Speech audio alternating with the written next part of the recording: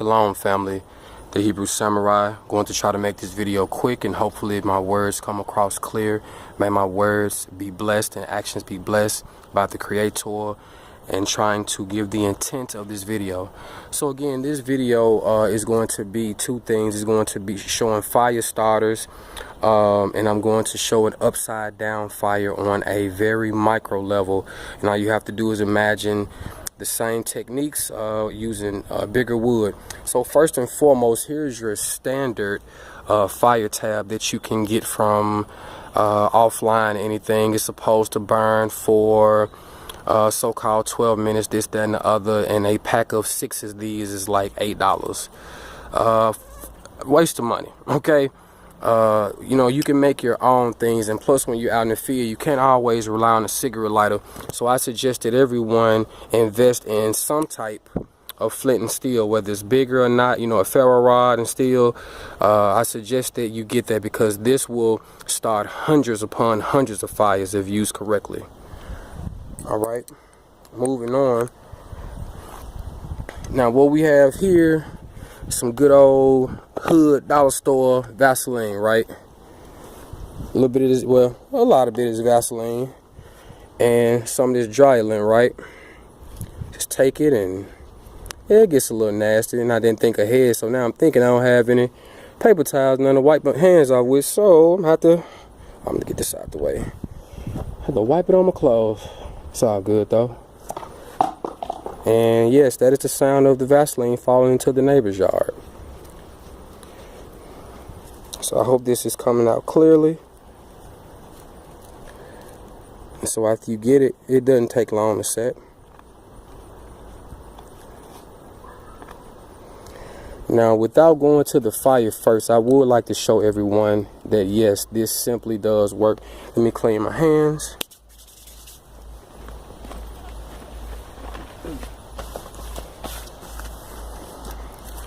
All right, so I'm gonna move some of this little firewood out of the way.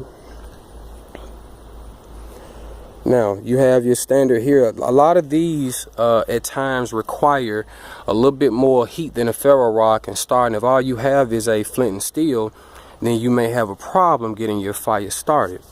So let's take a look at this. I'm gonna take the flint and steel, and if everybody can see this, hopefully, how you do is you take it at an angle and you brush away from yourself directly into your fire material, and hopefully, well, it's daytime, I don't know if this spark came across, but going to fire starter from the store, okay, that can still be seen.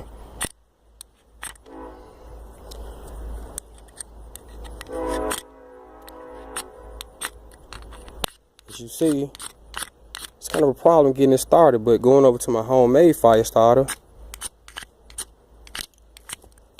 hands a little slippery, but we make it.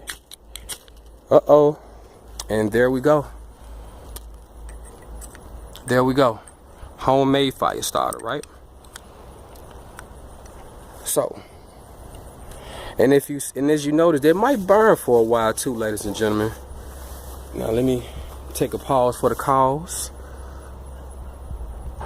Just cutting back in, let everybody know that yes, that is the homemade fire starter with just Vaseline and dry lint that is still burning. So behind the scenes right now, I'm making a little bit more so I can go ahead and get into this fire demonstration, and that we don't have a video that is 1,000 hours long. So pause for the cause. All right, so now we're back. As you see, yes, that is still burning. So quickly, what I want to get into is the upside down fire, and again, I'm going to be doing it on a micro level. So as you can see, the first thing is that you have different sticks. They're crisscross of each other of different sizes. These are the biggest that are going to the bottom. These will be in a bigger fire, firewood. As you see, these are a little bit smaller, and as I go around, you see they get even smaller. And it's not about the length, but it's more so about the diameter, even down to really skinny sticks. So the basis of this fire is that first and foremost, you have your base. You have your biggest wood at the bottom. Most people have taught that you put the small stuff on the bottom and let it burn up. It works, but you know, so just your base going.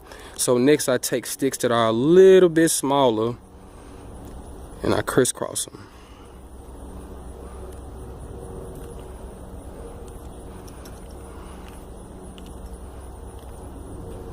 So sorry for the bad camera work, y'all. I'm doing it by myself. So then we go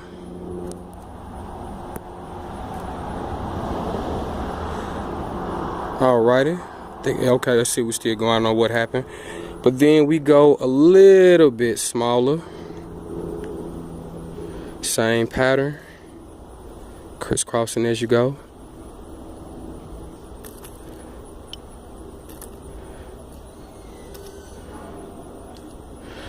All right, separating these up here. That's what happened. See, these were my basic bottom fire logs. I forgot to put those on there, but hey, you know what? It'll still work. We're gonna keep moving. Now going a little bit smaller still. That fire start I made just went out.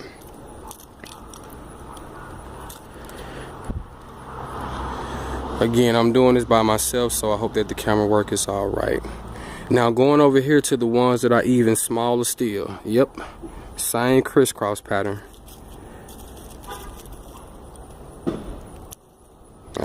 Getting a little sideways with it, but it's okay. And even smaller still. And last but not least, your really skinny sticks. That is called your tinder. The small pencil size sticks and everything, that is your tinder. So now with this fire, the purpose of it is that you can set this fire and pretty much forget it. It's going to burn itself down. Again, it's an upside down fire where instead of you doing like the TP where the kindling, and kindling is what you would call your fire starter. I'm sorry, your tinder.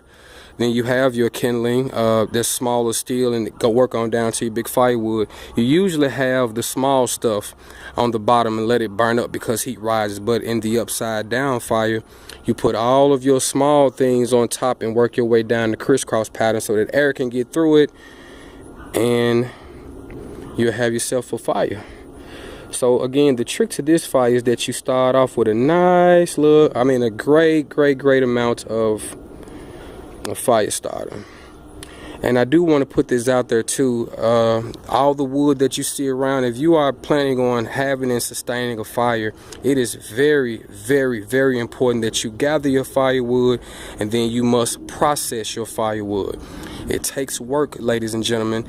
For you to be out there in the field, you have to put in the work. You have to get wood. I'm gonna repeat it again. You have to get a lot of wood and then you must process it so that it can be ready to go when you're ready to go. So my homemade kickstand right here. Whoops, excuse me. Okay, I'm still recording. I don't know what happened. But my homemade kickstand. So what's supposed to happen now is that when you strike your tinder, well, your fire start is going to burn down through your tinder, through your kindling, and eventually you'll have a fire that falls to the middle and have self-sustaining probabilities, because once you get the hot coals going, you can add any big piece of wood that you want it to go. And plus with this upside down fire, with everything falling in the middle, you'll get the nice hot coals to be able to cook your meals with. So let's see how it goes.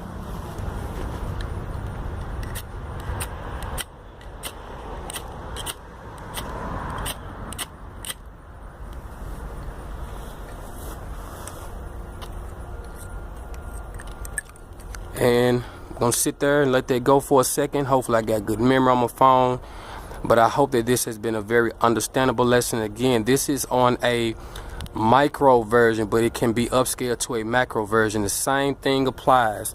You start out with your biggest wood at the bottom, your biggest pieces, and you lay them parallel to each other.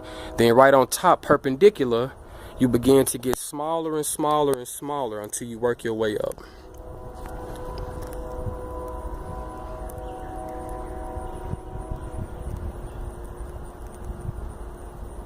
And also, this is another thing too, every fire that you have to start doesn't have to be huge, but this is a way to start one. I hope this has come across clear. Again, this is the Hebrew Samurai, just doing my part, putting these things into action.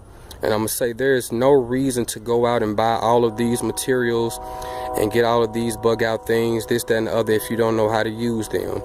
It'll be a poor day in pooper's hell if you have to get out there and you haven't used this stuff yet and you're trying to do it on the fly. So stay tuned. I'm gonna be doing more demonstration videos on shelters, ridge lines, and things of that nature, just how we're going to get by